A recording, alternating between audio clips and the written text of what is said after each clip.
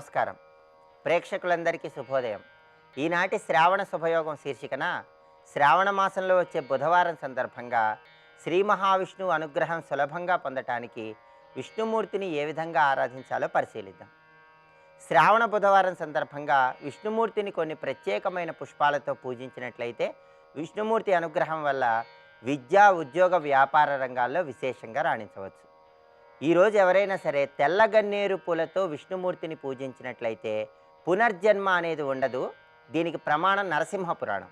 ఎప్పుడైనా విష్ణుమూర్తిని తెల్ల గన్నేరు పూలతో పూజించినట్లయితే పునర్జన్మ ఉండదని, మోక్షప్రాప్తి కలుగుతుందని నరసింహ పురాణంలో చెప్పడం జరిగింది. అలాగే తుమ్మి పూలతో శ్రీ మహావిష్ణువుని పూజించినట్లయితే బంగారం దానం చేసినటువంటి ఫలితం కలుగుతుందని కూడా నరసింహ పురాణంలో చెప్పడం జరిగింది. అలాగే శ్రీ మహావిష్ణువుని జాజి పూలతో పూజించినట్లయితే మనోభీష్టాలన్నీ సులభంగా నెరవేర్చుకోవచ్చని నారద పురాణంలో చెప్పడం జరిగింది. కాబట్టి శ్రావణ బుధవారం విష్ణుమూర్తికి ప్రీతిపాత్రమైన రోజు కాబట్టి తెల్లగన్నేరు పూలతో కానీ, తుమ్మి పూలతో కానీ, జాజి పూలతో కానీ శ్రీ మహావిష్ణువుని పూజించినట్లయితే విశేషమైనటువంటి శుభయోగం కలుగుతుంది. అలాగే శ్రీ మహావిష్ణువుకి ముళ్ళగోరింట పూలంటే కూడా ఎంతో ప్రీతిపాత్రమని ప్రామాణిక గ్రంథాల్లో చెప్పారు.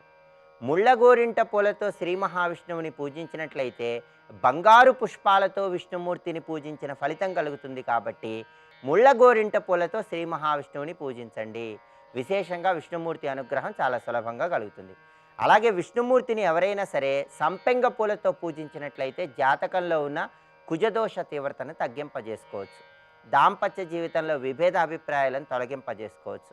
అలాగే జీవితంలో అన్నపానాలకు లోటు అనేది లేకుండా ఉండాలంటే శ్రీ మహావిష్ణువుని సంపెంగ పూలతో పూజించాలి. కాబట్టి శ్రావణ బుధవారం సందర్భంగా సంపెంగ పూలతో శ్రీ మహావిష్ణువుని పూజించడం ద్వారా ఈ విశేషమైనటువంటి ప్రయోజనాలు సిద్ధింపజేసుకోండి. అలాగే శ్రీ మహావిష్ణువు చిత్రపటంలో ఆయన వక్షస్థలం మీద శ్రీవత్స అనేటటువంటి పుట్టుమచ్చ ఉంటుంది. ఆ శ్రీవత్స అనే పుట్టుమచ్చకి గంధము, వెన్నపూస సమర్పించినట్లయితే విష్ణుమూర్తి అనుగ్రహం వల్ల అష్టైశ్వర్యాలను సిద్ధింపజేసుకోవచ్చు. నిద్రా సంబంధమైనటువంటి సమస్యలు ఉన్న వాళ్ళు ఎవరైనా సరే, పీడకలలు ఎక్కువగా వస్తున్న వాళ్ళు ఎవరైనా సరే శంఖము, చక్రము, గద, ధనుస్సు ఇలా అనేక ఆయుధాలు ధరించి ఉన్నటువంటి విష్ణుమూర్తి చిత్రపటాన్ని మీరు నిద్రించే గదిలో ఏర్పాటు చేసుకున్నట్లయితే నిద్రా సంబంధమైనటువంటి సమస్యల నుంచి చాలా సులభంగా బయటపడవచ్చు. అంతేకాకుండా విష్ణుమూర్తికి శాల పుష్పాలంటే ఎంతో ఇష్టం.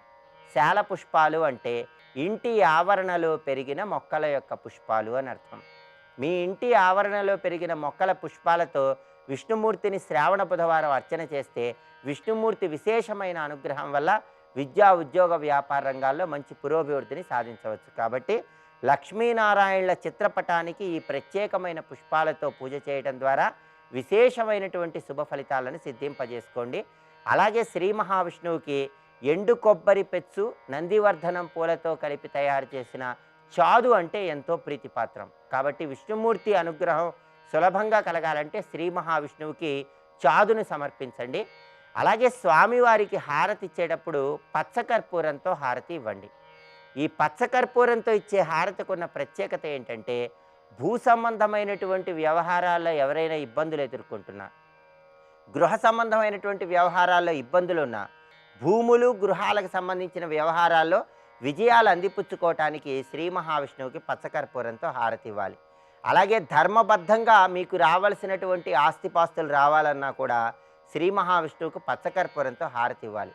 ఉద్యోగంలో పై అధికారుల వల్ల ఇబ్బందులు ఎదుర్కొంటూ ఉన్నట్లయితే ఆ ఇబ్బందుల నుంచి సులభంగా బయటపడటానికి కూడా విష్ణుమూర్తికి పచ్చకర్పూరంతో హారతి ఇవ్వాలి. స్వామివారికి పచ్చకర్పూరంతో ఇచ్చే హారతి మీకు విశేషమైనటువంటి శుభ ఫలితాలను కలిగింపజేస్తుంది. అలాగే అగ్నిపురాణం ప్రకారం విష్ణుమూర్తికి సంబంధించిన ఆలయంలో మొక్కలు నాటితే చాలా మంచిది. శ్రావణ బుధవారం విష్ణుమూర్తికి ప్రీతిపాత్రమైన రోజు కాబట్టి ఈరోజు విష్ణు సంబంధమైన ఏదైనా ఆలయంలో మొక్కలు నాటండి. దానివల్ల చక్కటి శుభ ఫలితాలు కలుగుతాయి.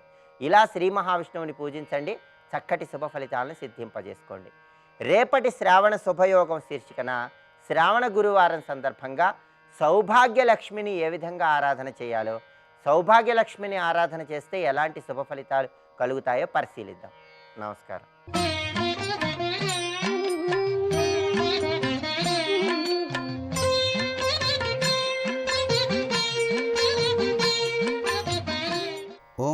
నారాయణాయ. ఓం నమః శివాయ. శ్రీమాత్రే నమః. ఈ శ్రావణ మాసం చాలా విశిష్టవంతమైన ప్రభావాన్ని ఇస్తుంది. కారణం ఏంటంటే విష్ణువు యొక్క జన్మ నక్షత్రం శ్రవణం. లక్ష్మీదేవికి శ్రావణ మాసం అంటే చాలా ఇష్టం అన్నమాట. అంతేకాకుండా క్షీరసాగర మదనలో శ్రీ మహాలక్ష్మీదేవి ఆవిర్భవించినప్పుడు దేవతలందరి తరఫున కూడాను దేవేంద్రుల వారు ఒక స్తోత్రాన్ని చదివారు. అమ్మా, నీ దయారస దృష్టితో ఈ స్తోత్రాన్ని ఏ మానవులైతే చదువుతారో వారి ఇంట నువ్వు స్థిర నివాసం ఏర్పరచుకోవాల్సింది అని చెప్పేసి కోరటం జరిగింది. ఇంద్రకృత లక్ష్మీ స్తుతి అంటారన్నమాట. అది మనం ప్రతినిత్యం కూడాను ఈ శ్రావణ మాసంలో కనుక తప్పనిసరిగా కనుక జపించినట్లయితే లక్ష్మీ కటాక్షం వెనువెంటనే సిద్ధిస్తుంది అంటారు శాస్త్రంలో. నమస్తేస్తు మహామాయే శ్రీపీఠేశ్వర పూజితే శంఖచక్ర కథాహస్తే మహాలక్ష్మీ నమోస్తుతే అని ప్రారంభమవుతుంది అది. అయితే అసలు ఈ లక్ష్మీ అవతరణ యొక్క అంతరార్థం ఏంటి? ఎందుచేత ఈ తల్లి ఇట్లా ఆవిర్భవించింది సముద్రతనయగా అంటే, ఈ ప్రపంచం అంతా కూడాను సముద్రంగాను, మానవుల్లో మంచి చెడు అనేవి దేవదానవులుగాను, ధన సంపాదన కోసం చేసే కష్టం క్షీరసాగర మదనంగాను, మనకు ఎదురయ్యేటువంటి చేదు అనుభవాలు హాలాహలంగాను, మంచి అనుభవాలు అమృతంగాను, ఇంకా కష్టపడి సాధన చేస్తే లక్ష్మీ అనుగ్రహంతో వచ్చేటువంటి కీర్తి ప్రతిష్టలు లభించడం అనేవి లక్ష్మీదేవి యొక్క అవతరణగాను చెప్పవచ్చన్నమాట. ఎక్కడ ఆహారాన్ని వ్యర్థం చేయకుండా ఉంటామో, ఎక్కడ దంపతుల మధ్య కలహం ఉండకుండా ఉంటుందో అటువంటి చోటికి లక్ష్మీదేవి తనంతట తానుగా వస్తుంది సుమా అని కూడాను ప్రతి ఒక్కరూ గుర్తుపెట్టుకోవాలి. ఇంతటి మహిమాన్వితమైనటువంటి ఈ శ్రావణ మాసంలో శ్రావణలక్ష్మి స్వాగతం అంటూ ఆ తల్లికి స్వాగతం పలుకుతూ మనం నిత్యం కూడాను లక్ష్మీదేవిని అర్చన చేసి తరిద్దామా మరి? సర్వే జనాః సుఖినో భవంతు.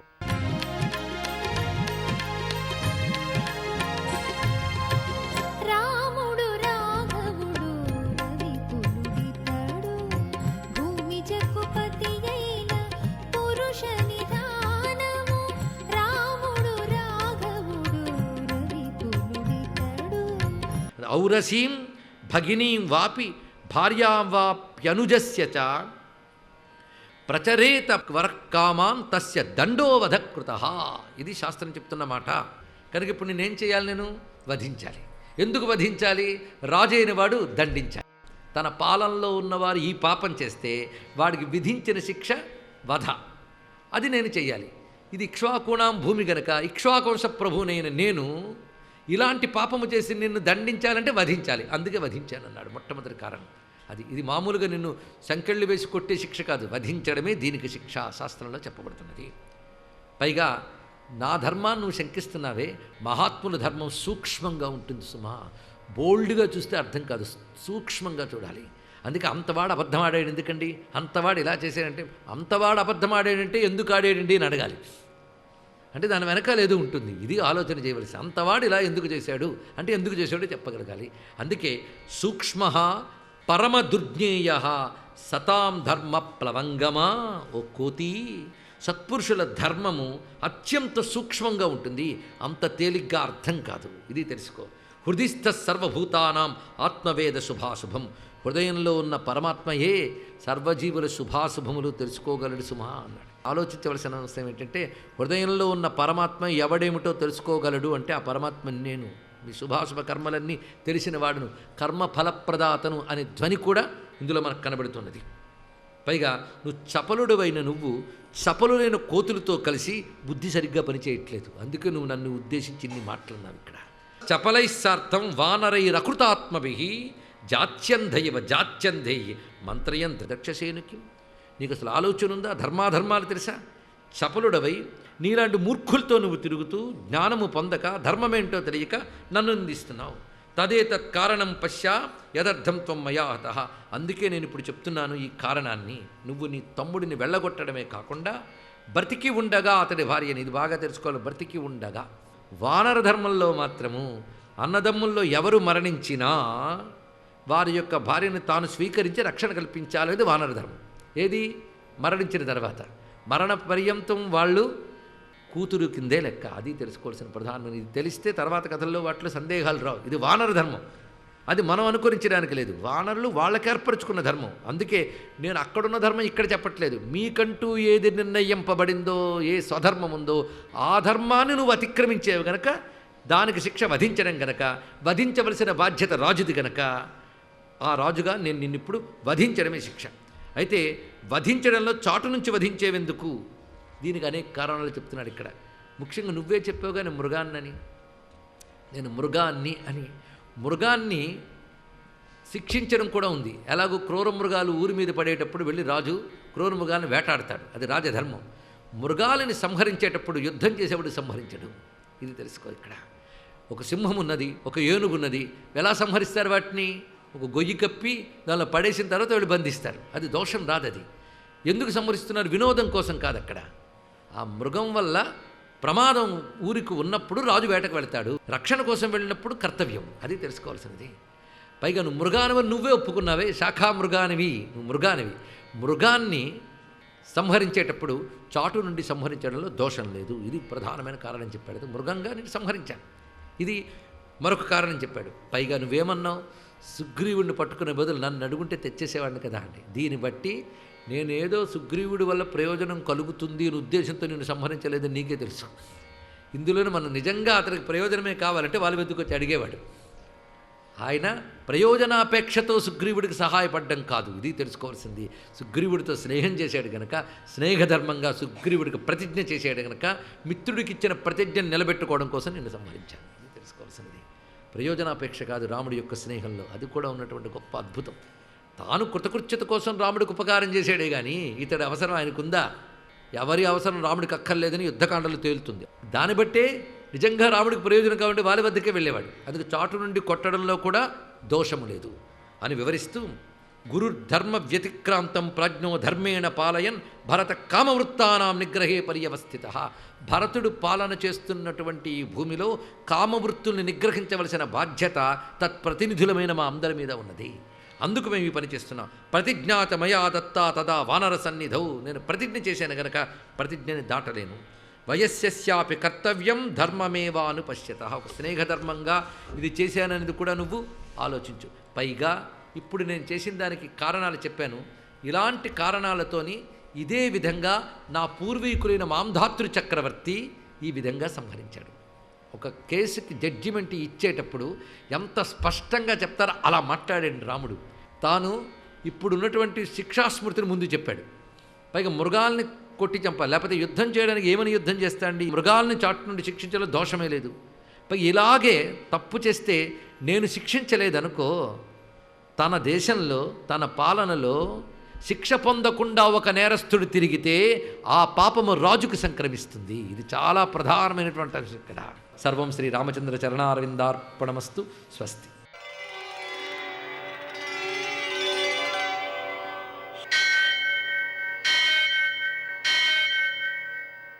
సహస్రశీరుషం దేవం విశ్వాక్షం విశ్వశంభువం విశ్వం నారాయణం దేవమక్షరం పరమం పదం విశ్వతః పరమాం నిత్యం విశ్వం నారాయణగుం హరిం విశ్వమేవేదం పురుషస్తద్విశ్వముపజీవతి పతిం విశ్వస్యాత్మేశ్వరగుం శాశ్వతగుం శివమచ్యుతం నారాయణం మహాజ్ఞేయం విశ్వాత్మానం పరాయణం.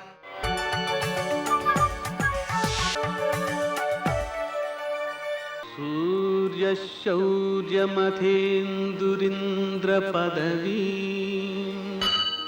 సన్మంగళం మంగళం. ఆపదామపహర్తారం దాతారం సర్వసంపదాం లోకాభిరామం శ్రీరామం మోక్షదంతం నమామ్యహం. నేటి కాలమాన విశేషాలను గమనిద్దాం. స్వస్తి శ్రీ చాంద్రమాన శార్వరినామ సంవత్సరం, దక్షిణాయనం, వర్ష ఋతువు, శ్రావణ మాసం, శుక్లపక్షం, బుధవారం.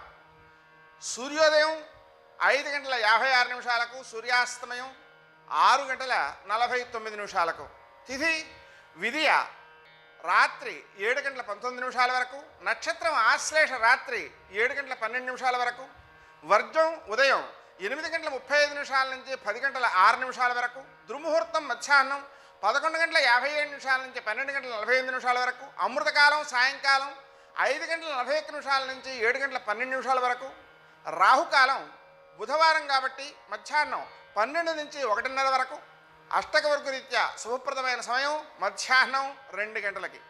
నేటి విశేషం సింహాయనం, సాయన సింహరాశి ప్రవేశం. ఇది మధ్యాహ్నం 2:07 జరుగుతోంది.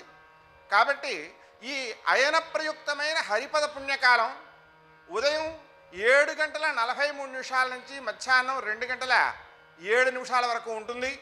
ఆ కారణంగా ఆ సమయంలో మనం చేసేటువంటి దానాధికము, అలాగే నదీ స్నానము, పితృదేవతారాధన, వారి నిమిత్తమై దానాలు చేయడము, ఇవన్నీ కూడా విశేషమైన సత్ఫలితాలను అందజేస్తూ పుణ్యాన్ని ప్రసాదిస్తూ ఆరోగ్యాన్ని, సంపదను, అలాగే సంతాన సంబంధమైనటువంటి అభివృద్ధిని, ఉత్తమ సంతానంగా సమాజానికి వాళ్ళు ఉపయోగపడడాన్ని కూడా కలిగిస్తుంది. అలాగే ఈ రోజున చంద్ర దర్శనం ఉత్తర శృంగంగా కనిపిస్తోంది. ఆ కారణంగా మనం చంద్రుణ్ణి చూసి భుజం మీద వేసుకున్న కండువా నుంచి ఒక దారపు పోగు తీసి చంద్రునికో నూలుపోగు అని ఆయనకి సమర్పించడం ద్వారా మానసిక ప్రశాంతి, గౌరవము, వస్త్రలాభము మొదలైనటువంటి సత్ఫలితాలను మనం పొందగలుగుతాం. నేటి ఆణిముత్యాలు.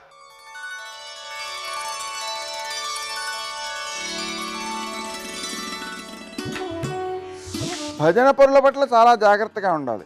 ఈరోజు నీకు భజన చేస్తారు, నీ వల్ల ప్రయోజనం లేనప్పుడు నిందిస్తారు. ఓంకారరూపిణి క్లీంకారవాసిని జగదేకమోహిని ప్రకృతి స్వరూపిణి. కంచన కాంచీతిలకం కరధృత కోదండ బాణ శృణిపాశం కఠినస్తనభర నమ్రం కైవల్యానందకందమవలంబే అంటారు. ముఖశంకరులు ఆర్యాశతకం చేస్తూ అమ్మవారి యొక్క వైభవాన్ని స్తుతి చేస్తూ ఆమె యొక్క పెద్దరికం గురించి మాట్లాడుతూ అమ్మవారిని ఎదురుగుండా పెట్టుకుని చెప్పినటువంటి శ్లోకం, లేదా అమ్మవారే మూకశంకరుల్లో ప్రవేశించి ఆయన ద్వారా పలికినటువంటి శ్లోకం. కంచన కాంచీ తిలకం అంటారు. ఈ దేశంలో ఒక సంప్రదాయం ఉంది. భూమాత, గోమాత, లోకమాత, జనకమాత వీళ్ళందరినీ కూడా స్త్రీ స్వరూపంగానే ఉపాసన చేస్తాం. ఒక గో ఉందనుకోండి, గోమాత అమ్మగా చూస్తాం. ఈ భూమినంతటినీ భూమాత అని చూస్తాం. సరే, కన్నతల్లి ఎప్పుడూ కన్నతల్లి, ఆతృదేవోభవ. ఇక మనకి దేశం అంతటినీ కలిపి దేశమాత, భరతమాత ఇలా ఉపాసన చెయ్యడం అలవాటు. ఈ ఋషి సంప్రదాయాన్నే బకించంద్ర చటర్జీ పాటించాడు. వందే మాతరం, వందే మాతరం, సుజలాం సుఫలాం మలయజ శీతలాం సస్యశ్యామలాం వందే మాతరం అని ఈ భరత భూమినంతటినీ కూడా ఒక అమ్మగా భావన చేస్తూ ప్రస్తుతి చేశాడు. అది సనాతన ధర్మంలో ఋషి సంప్రదాయం, ఋషులు ప్రవేశపెట్టినటువంటి మార్గం. మూకశంకరులు కూడా ఒక మాట చెప్తున్నారు. సప్తమోక్షపురులు అని కదా మనం చెప్తాం. 7 పురములున్నాయి. ఈ 7 పురములు కూడా మోక్షపురములు. అందులోకి ప్రవేశించడం అంటే మోక్షాధికారమును పొందినట్టు. ఒక్కొక్క యుగంలో కలిపురుషుని యొక్క ఉద్ధతిని దృష్టిలో పెట్టుకొని ధర్మాచరణము అత్యంత క్లిష్టము అని అనుకున్నప్పుడు భగవంతుడు చాలా సులువుగా పరమేశ్వరుని యొక్క అనుగ్రహమునకు పాత్రులు కావడానికి అవకాశం ఇస్తాడు. అందుకే ఒకానొకప్పుడు ఈ కలియుగ ప్రవేశ సమయంలో వ్యాసుడు సరస్వతీ నదిలో స్నానం చేసి కలిస్సాధుహు కలిస్సాధుహు కలిస్సాధుహు అని అరుస్తూ పరమ సంతోషంతో నృత్యం చేశాడు. శిష్యులు తెల్లబోయారు. అదేమిటి, ఇంత గంభీరమైన వ్యక్తి వ్యాసభగవానుడేమిటి, స్నానం చేసి ఈ గంతులేమిటి, ఈ సంతోషం ఏమిటని వెళ్ళి అడిగారు. ఎలా కలిసాధు, కలిపురుషుడు ధర్మమునందు మనసు నిలబడనివ్వడు కదా, ఎప్పుడూ ఇంద్రియ సంబంధమైనటువంటి లంపటమునందు తిప్పుతూ ఉంటాడు. అటువంటిది మీరు కలిస్సాధుహు అని సంతోషిస్తున్నారు ఎందువల్ల అని అడిగారు. అడిగితే వెంటనే మహానుభావుడు వ్యాసుడు ఒక మాట చెప్పాడు. కలియుగంలో ఒక విశేషం ఉంది. మీకు ఈ విషయం భాగవతంలో పరీక్షిత్తు కలి యొక్క సంవాదంలో కూడా కనపడుతుంది. కలిపురుషుణ్ణి నిగ్రహించి చంపకుండా పరీక్షిత్తు విడిచిపెట్టడానికి కారణం అదే. అసలు నిజానికి కలిపురుషుణ్ణి చంపేయాలి పరీక్షిత్తు, కానీ చంపలేదు. ఎందుకు చంపలేదు అంటే ఒక కారణం ఉంది. తుమ్మెద పువ్వులో ఉన్నటువంటి మకరందాన్ని తాగి పువ్వుని పాడు చేయకుండా ఎలా విడిచిపెడుతుందో నిగ్రహించి చంపకుండా అలా వదిలిపెట్టాడు పరీక్షిత్. కారణం ఆ కలిపురుషుని వలన ఈ కలియుగంలో ప్రజలకు ఒక గొప్ప సదుపాయం ఉన్నది. ఏమిటి ఆ సదుపాయం అంటే, గడచిన యుగాలలో మీరు ఏదైనా పుణ్యకర్మని చేస్తేనే పుణ్యం. కలియుగంలో త్రికరణ శుద్ధిగా అది చెయ్యాలని సంకల్పం చేసినంత మాత్రం చేత చేసినన్న మాత్రమున చెందు కదా కలిలోన పుణ్యముల్. నేను ఈ పని చేస్తాను అని త్రికరణ శుద్ధిగా, ఏదో నోటి మాటగా పై మాటగా కాదు, త్రికరణ శుద్ధిగా అనుకున్నాడు అనుకోండి, వాడు ఆ పని చేశాడు అని ఆయన ఖాతాలో వేస్తారు. నేను గంగానది స్నానం చెయ్యాలి అని ఉవ్విళ్ళూరాను అనుకోండి త్రికరణ శుద్ధిగా, నేను ఎన్ని మాటలు త్రికరణ శుద్ధిగా సంకల్పం చేసుకుని గంగ స్నానం చెయ్యాలని ఆర్తి పొందుతానో అన్ని మాటలు నేను గంగ స్నానం చేశాను అని ఖాతాలో వేస్తారు. కానీ చెడు పని దగ్గరికి వచ్చేటప్పటికీ చేస్తే తప్ప పాపం అంటారు, కానీ చేయించడం చాలా సులువుగా చేయిస్తాడు కలిపురుషుడు. అందుకే కలియుగంలో కనీసం మనసుని శుద్ధంగా ఉంచుకునేటటువంటి ప్రయత్నం అవసరం. ఈ యుగం యొక్క లక్షణాన్ని దృష్టిలో పెట్టుకుని పరదేవత సప్త మోక్షపురులను నిర్ణయం చేసి ఈ నగర ప్రవేశం చేసినంత మాత్రం చేత మోక్షాధికారాన్ని సిద్ధింపచేస్తాను అంది. అందులో అయోధ్య, మధుర, మాయా, కాశీ, కాంచీ, అవంతిక, పురి, ద్వారావతి చైవ సప్తైతే మోక్షదాయక. ఉత్తర భారతదేశంలో 6 మోక్షపురులు ఉంటే దక్షిణ భారతదేశంలో ఉన్న ఏకైక మోక్షపురి కాంచీనగరం. భారతదేశాన్ని, గోమాతని, జన్మనిచ్చిన తల్లిని, వీళ్ళందరినీ మాతృస్వరూపంగా ఎలా భావన చేస్తారో ఇంత అభ్యున్నతిని ఇవ్వగలిగినటువంటి కాంచీపురాన్ని కూడా ఒక స్త్రీ స్వరూపంగా భావన చేస్తారు. ఎందుకని అంటే ఆ నగరం కూడా ఒక మాతృస్వరూపంగా లోకము చేత కీర్తింపబడుతూ ఉంటుంది. సర్వం శ్రీ ఉమామహేశ్వర పరబ్రహ్మార్పణమస్తు. స్వస్తి.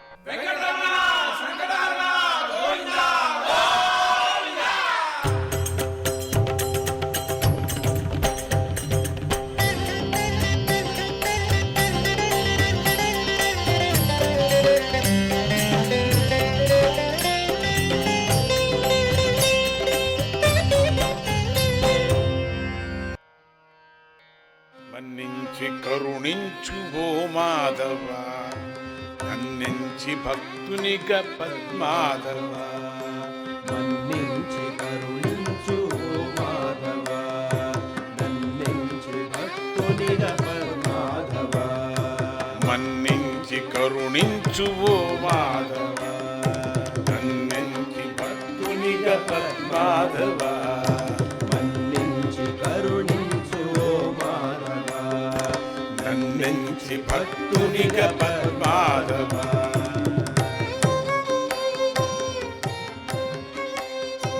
పాపులము మేము పుణ్యాత్మవీము, పాపులము మేము పుణ్యాత్మవీము. తపాల తపించే తామసులమేము, తాపాల తపించే తామసులమేము. తాపాల తపించే తామసులమేము, తాపాల తపించే తామసులమేము.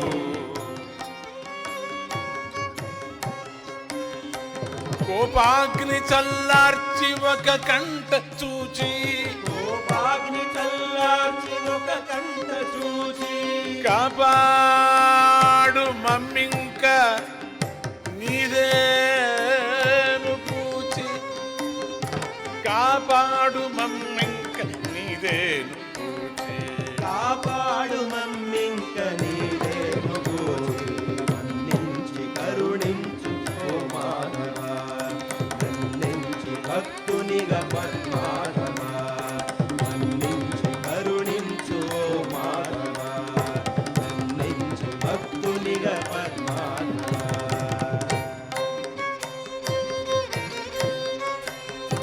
విద్యార్థి దోషాలు గురువెంచునా విద్యార్థి దోషాలు గురువెంచునా నాదంత నీదేను అని సలపడా నాదంత నీదేను అని సలపడా నాదంత నీదేను అని సలపడా నాదంత నీదేను అని సలపడా మా దోషజాలంబు లెక్కించక మా దోష జాలంబు లెక్కించక చేదోడు నంది సచ్చిదానంద చేదోడు నంది సచ్చిదానంద మా దోషజాలంబు లెక్కించక మా దోష జాలంబు లెక్కించక చేదోడు నంది సచ్చిదానంద చేదోడు నంది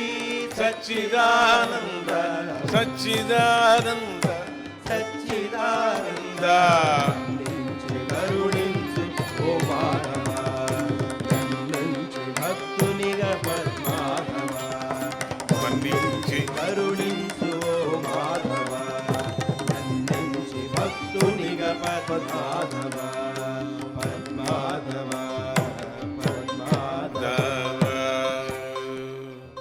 మళ్ళీ శ్రీనివాసుడే మళ్ళీ మాట్లాడుతూ ఇప్పుడు అందరూ బాగా ఉన్నారు, వాళ్లకు కావలసినటువంటి వరం అందరికీ దొరికిపోయింది. పద్మావతి కూడా చాలా సంతోషంగా ఉన్నది. తండ్రి కొడుకులు ఇద్దరూ సంతోషంగా ఉన్నారు. రాజ్యమంతా సమసమంగా అయిపోయింది. రాజ్యంలో ఉండేటువంటి ప్రతి జీవి కూడా సంతోషంగా ఎగురుతున్నారు. ఇక నా సంగతి ఏమిటి అని అన్నాడు. నేను ప్రాణాలు కూడా తెగించి యుద్ధం చేశాను కదా, నాకేమన్నా ఇవ్వదలుచుకున్నారా లేదా అన్నాడు. ఇది వేరే మధ్యలో ఇంత నేను కట్టపడ్డాను కదా, ఇద్దరి తట్టు ఉండి నేను యుద్ధం చేశాను, శంఖచక్రాలే పోగొట్టుకున్నాను కదా, రిక్తంగా నేను రిక్తహస్తతో నేను యుద్ధం చేశాను కదా, మూర్చిపోయి అంత యుద్ధం చేశాను కదా, పద్మావతి వచ్చి పాపం నన్ను ఉపచారం కూడా చేసింది కదా, లేకపోతే నేను అట్లనే పోతా ఉంటే కదా, అసలు నేను ఇంత కష్టపడిన దానికి నాకు ఏమి దక్షిణ ఇస్తారు? ఏది? నేను ఇంత కష్టపడ్డాను కదా, నా పాద పూజ డబ్బులేవి?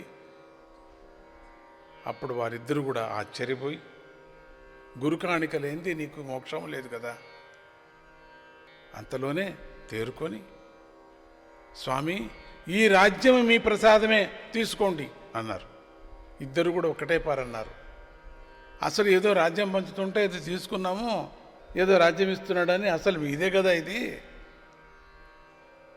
అంతా తీసేసుకోండి మీదేనే, మీరిచ్చిన ప్రసాదం మీరెందుకు తీసుకోకూడదు అని అంటే, అట్లా కాదు కానీ ఒక మాట మీరిద్దరూ మాట్లాడుకొని చెప్పండి అన్నాడు. ఏంది ఇట్లా మాట్లాడుకుంటే? మీరు ఇద్దరు మాట్లాడుకొని చెప్పండి అని అన్నాడు శ్రీనివాస స్వామి. వారిద్దరు కూడా స్వామి 32 గ్రామాలు మీవి అన్నారు. పోని ఎట్లా తీసుకోవడం అని చెప్పేసి 32 గ్రామాలు మీవి. శ్రీనివాసుడు సంతోషం అంటూ వాళ్ళిద్దరిని ఆశీర్వదించి పద్మావతితో అగస్యమునితో కలిసి అగస్యాశ్రమానికి వెళ్ళిపోయాడు. ఇది ఒక మొదటి లీల. దీంట్లో కొంతకాలం గడిచింది. కలిజనులంతా బాగా కూడా పెరిగిపోతున్నారు. కలియుగంలో ప్రతి ఒక్క ఇంట్లో కూడా ఒక్కొక్క నాటకం జరుగుతున్నది. చిత్తశుద్ధి లేనటువంటి నాటకాలు జరుగుతున్నాయి. ధర్మం సన్నగిల్లిపోయింది. పెద్దలు గురువులు అనేటువంటి మర్యాద కూడా పోయింది. ధర్మం అంటే ఎవరికీ భయం లేకోకుండా పోయింది. ఇక ధర్మాన్ని అందరి చేత ఆచరించేటట్లు చేసి నేను దైవభక్తిని వారిలో పెరిగేటట్టుగా వృద్ధి అయ్యేటట్టుగా నేను చేయాలా అనుకొని ఆ స్వామి మళ్ళీ తనలో తాను ఇలా ఆలోచిస్తున్నాడు. ఈ దైవ కార్యాన్ని నేను ప్రత్యక్ష రూపంతో చేస్తే ఎవరు నమ్మరు, నా మాట నమ్మరు. ప్రత్యక్ష రూపంగా చేస్తూ ఉంటే కొన్ని సందర్భాల్లో ఒక్కొక్కరు ఒక్కొక్క విధంగా మాట్లాడతారు. అందుకని నేను పరోక్ష రూపంగానే చేయాలా, తెలిసినట్టుగా తెలియనట్టుగా నేను చేయాలా అని అంటూ సాలగ్రామ శిలారూపంలో అర్చామూర్తిగా నిలిచి పనులన్నీ నేను చేస్తాను. ఒక మూర్తి రూపంతో అందరినీ కూడా రక్షించుకుంటా. అప్పుడు నా అర్చామూర్తిని చూసి ఈ కలి భయపడుతుంది. జనులు భయపడి భయభక్తులతో ఉంటారు. దేవుడంటే వారికి భయం ఉంటుంది. అందుకని సాలగ్రామ నల్లగానే మారుతా. నేను కలి భయపడితే మా రూపంతో నేను నల్లమూర్తిగా మారుతాను, సాలగ్రామమూర్తిగా. ధర్మం కొంతలో కొంతైనా నిలబడుతుంది. సాధుజీవులు భక్తులు వీళ్ళందరూ కూడా ధర్మకార్యతత్పరులు అవుతారు. పక్కవారిని కూడా సన్మార్గంలో నడిచేటట్లు వాళ్ళే చేసుకుంటారు. అట్లా నేను అందరినీ కూడా ఉద్ధరించటానికి నేను పూనుకోవాలి. కనుక నేను ఇక సాలగ్రామ శిలామూర్తిగా అర్చామూర్తిగా అవతరించాలి అని శ్రీనివాసుడు సంకల్పం చేసుకున్నాడు. శ్రీనివాస గోవింద శ్రీ వెంకటేశ గోవింద. శ్రీనివాస గోవింద శ్రీ వెంకటేశ